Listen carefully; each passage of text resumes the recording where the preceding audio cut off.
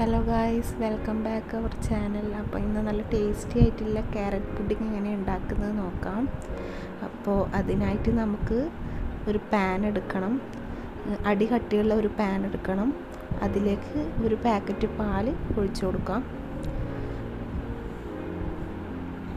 പിന്നെ ആവശ്യത്തിന് പഞ്ചസാര ചേർക്കാം. ഞാൻ ഇവിടെ 4 ടേബിൾ സ്പൂൺ പഞ്ചസാരയാണ് എടുത്തിട്ടുള്ളത്.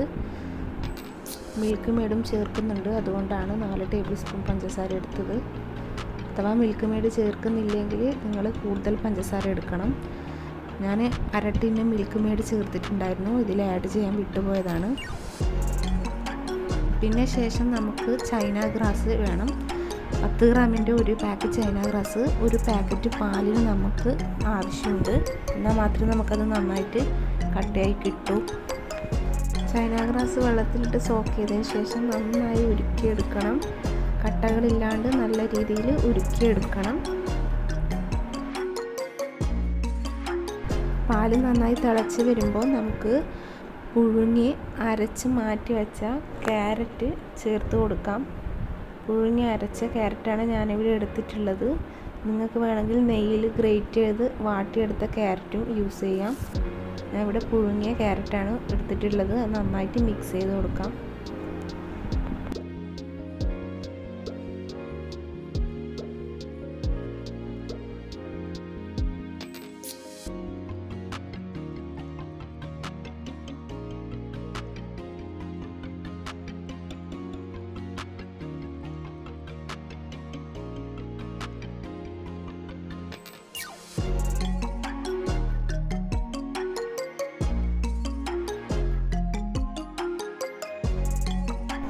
ചൈന ഗ്രാസ് നന്നായി മെൽട്ടായതിനു ശേഷം നമുക്ക് ക്യാരറ്റിൻ്റെയും പാലിൻ്റെയും മിക്സിലേക്ക് ചേർത്ത് കൊടുക്കാം.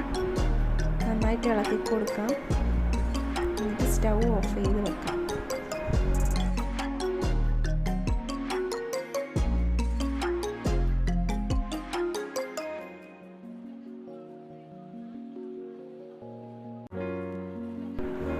നല്ലോണം തണുത്തതിന് ശേഷം നമുക്ക് ഇത് പുഡിംഗ് ട്രേയിലേക്ക് മാറ്റാം.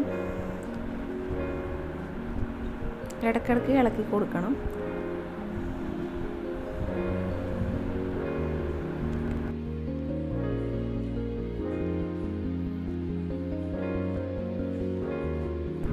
പുഡിംഗ് ട്രേയിലേക്ക് മാറ്റിയതിന് ശേഷം നമുക്കിത് ഡെക്കറേറ്റ് ചെയ്ത് കൊടുക്കാം.